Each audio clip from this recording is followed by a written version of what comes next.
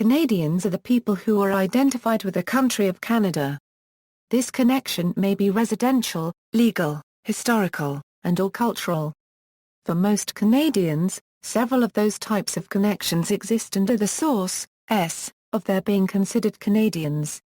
Aboriginal peoples, according to the 2011 Canadian Census, numbered at 1,400,685 or 4.3% of the country's 33,476,688 population. The majority of the population is made up of Old World immigrants and their descendants. Following the initial period of French and then the much larger British colonization, different waves of immigration and settlement of non-Aboriginal peoples took place over the course of nearly 2 centuries and continue today. Elements of Aboriginal, French, British and more recent immigrant customs, languages and religions have combined to form the culture of Canada and thus a Canadian identity. Canada has also been strongly influenced by its linguistic, geographic and economic neighbour, the United States. Canadian independence from Great Britain grew gradually over the course of many years since the formation of the Canadian Confederation in 1867. World War I and World War II in particular gave rise to a desire amongst Canadians to have their country recognized as a fully fledged sovereign state with a distinct citizenship. Legislative independence was established with the passage of the Statute of Westminster 1931. The Canadian Citizenship Act of 1946 took effect on January 1, 1947, and full sovereignty was achieved with the patriation of the Constitution in 1982. Canada's nationality law closely mirrored that of the United Kingdom. Legislation since the mid-20th century represents Canadians' commitment to multilateralism and socio-economic development. Population. As of 2010, Canadians make up 0.5% of the world's total population, having relied upon immigration for population growth and social development. Approximately 41% of current Canadians are first or second-generation immigrants, and 20% of Canadian residents in the 2000s were not born in the country. Statistics Canada projects that, by 2031, nearly one-half of Canadians above the age of 15 will be foreign-born or have one foreign-born parent. Immigration. The French originally settled New France, in present-day Quebec and Ontario, and Acadia, in present-day Nova Scotia and New Brunswick, during the early part of the 17th century. Approximately 100 Irish-born families would settle the St. Lawrence Valley by 1700, assimilating into the Canadian population and culture. During the 18th and 19th century, immigration westward was carried out by voyageurs, French settlers working for the Northwest Company, and by British settlers representing the Hudson's Bay Company, coupled with independent entrepreneurial woodsmen called Carreur des Bois. This arrival of newcomers led to the creation of the Maquapuitis, an ethnic group of mixed European and First Nations parentage. The British conquest of New France was preceded by a small number of Germans and Swedes who settled alongside the Scottish in Port Royal, Nova Scotia, while some Irish immigrated to the colony of Newfoundland. In the wake of the 1775 invasion of Canada by the newly formed Continental Army during the American Revolutionary War, approximately 60,000 United Empire Loyalists fled to British North America, a large portion of whom migrated to New Brunswick. After the War of 1812, British, Scottish and Irish immigration was encouraged throughout Rupert's Land, Upper Canada and Lower Canada. Between 1815 and 1850, some 800,000 immigrants came to the colonies of British North America, mainly from the British Isles as part of the Great Migration of Canada. These new arrivals included some Gaelic-speaking Highland Scots displaced by the Highland clearances to Nova Scotia. The Irish potato famine of the 1840s significantly increased the pace of Irish immigration to Prince Edward Island in the province of Canada, with over 35,000 distressed individuals landing in Toronto in 1847 and 1848. Beginning in the late 1850s, the immigration of Chinese into the colony of Vancouver Island and colony of British Columbia peaked with the onset of the Fraser Canyon Gold Rush.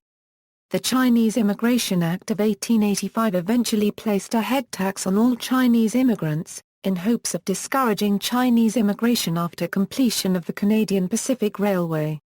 The population of Canada has consistently risen, doubling approximately every 40 years, since the establishment of the Canadian Confederation in 1867. From the mid to late 19th century, Canada had a policy of assisting immigrants from Europe, including an estimated 100,000 unwanted home children from Britain. Block settlement communities were established throughout Western Canada between the late 19th and early 20th centuries. Some were planned and others were spontaneously created by the settlers themselves. Canada was now receiving a large number of European immigrants, predominantly Italians, Germans, Scandinavians, Dutch, Poles, and Ukrainians. Legislative restrictions on immigration that had favored British and other European immigrants were amended in the 1960s, opening the doors to immigrants from all parts of the world. While the 1950s had still seen high levels of immigration by Europeans, by the 1970s, immigrants were increasingly Chinese, Indian, Vietnamese, Jamaican and Haitian. During the late 1960s and early 1970s, Canada received many American Vietnam War draft dissenters. Throughout the late 1980s and 1990s, Canada's growing Pacific trade brought with it a large influx of South Asians, who tend to settle in British Columbia. Immigrants of all backgrounds tend to settle in the major urban centres. The majority of illegal immigrants come from the southern provinces of the People's Republic of China, with Asia as a whole, Eastern Europe, Caribbean, Africa and the Middle East all contributing to the illegal population. Estimates of numbers of illegal immigrants range between 35,000 and 120,000. A 2008 report by the Auditor General of Canada Sheila Fraser stated that Canada has lost track of approximately 41,000 illegal immigrants whose visas have expired. Citizenship and diaspora. Canadian citizenship is typically obtained by birth in Canada or by birth or adoption abroad when at least one biological parent or adoptive parent is a Canadian citizen who was born in Canada or naturalized in Canada. It can also be granted to a permanent resident who lives in Canada for 3 out of 4 years and meets specific requirements. Canada established its own nationality law in 1946 with the enactment of the Canadian Citizenship Act, which took effect on January 1, 1947. The Immigration and Refugee Protection Act was passed by the Parliament of Canada in 2001 as Bill C-11, which replaced the Immigration Act of 1976 as the primary federal legislation regulating immigration. Prior to the conferring of legal status on Canadian citizenship, Canada's naturalization laws consisted of a multitude of acts beginning with the Immigration Act of 1910. According to Citizenship and Immigration Canada, there are 3 main classifications for immigrants: family class, economic class and refugee class.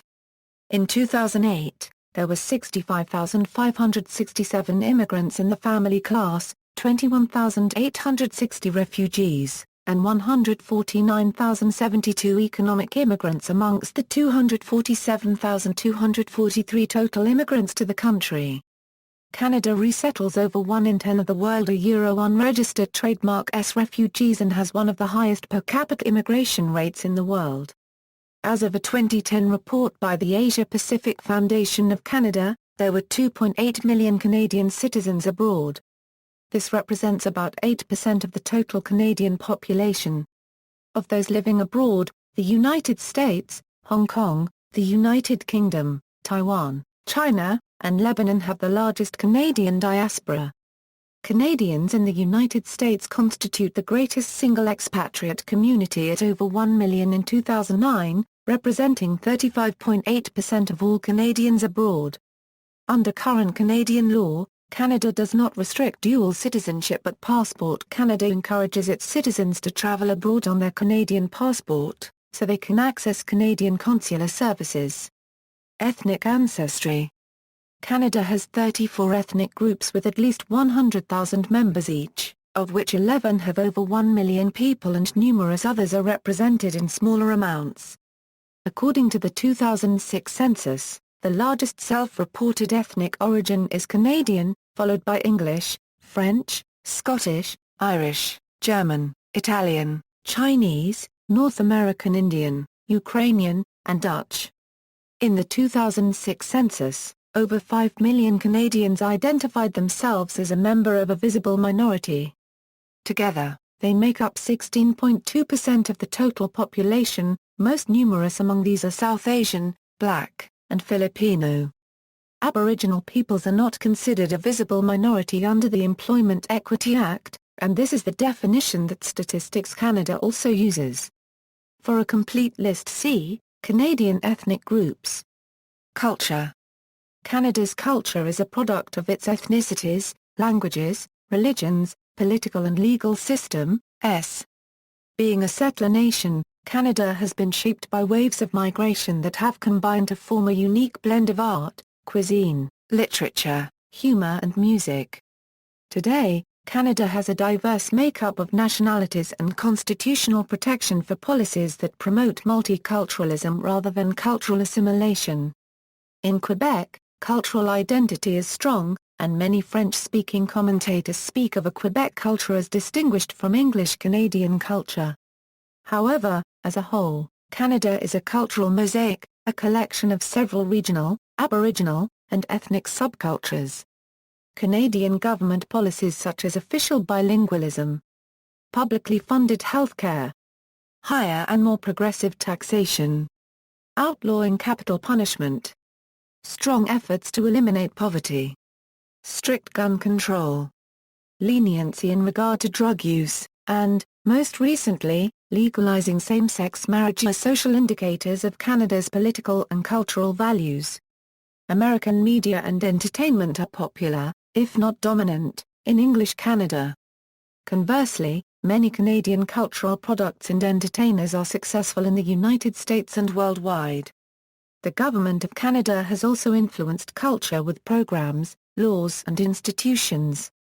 It has created crown corporations to promote Canadian culture through media and has also tried to protect Canadian culture by setting legal minimums on Canadian content. Canadian culture has historically been influenced by Aboriginal, French and British cultures and traditions.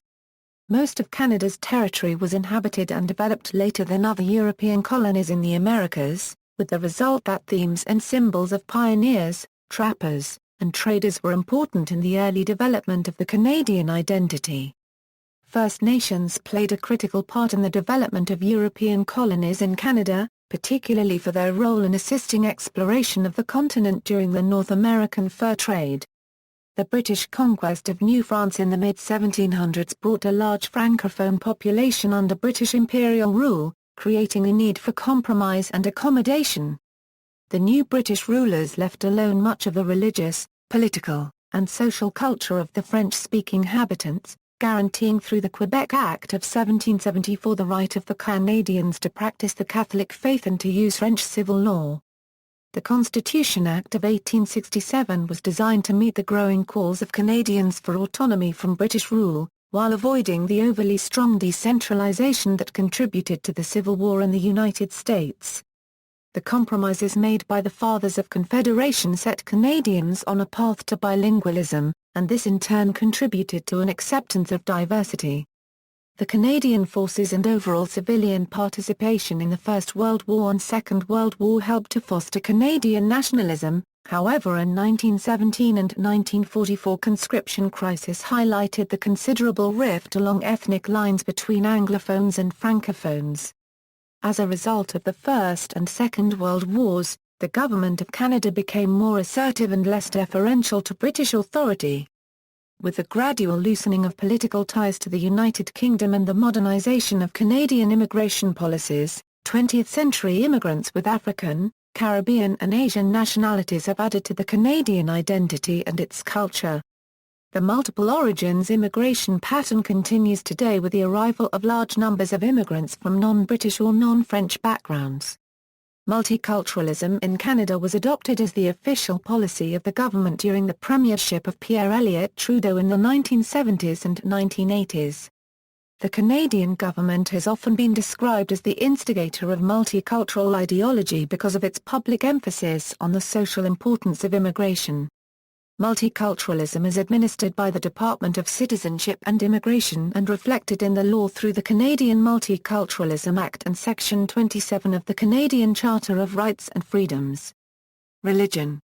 Canada as a nation is religiously diverse, encompassing a wide range of groups, beliefs and customs. The preamble to the Canadian Charter of Rights and Freedoms references God, and the monarch carries the title of Defender of the Faith. However, Canada has no official religion, and support for religious pluralism is an important part of Canada's political culture. With Christianity on decline, having once been central and integral to Canadian culture and daily life, commentators have suggested that Canada has come to enter a post-Christian period in a secular state, with irreligion in Canada on the rise. The practice of religion is now generally considered a private matter throughout society and within the state. The 2011 Canadian Census reported that 67.3% of Canadians identify as being Christians.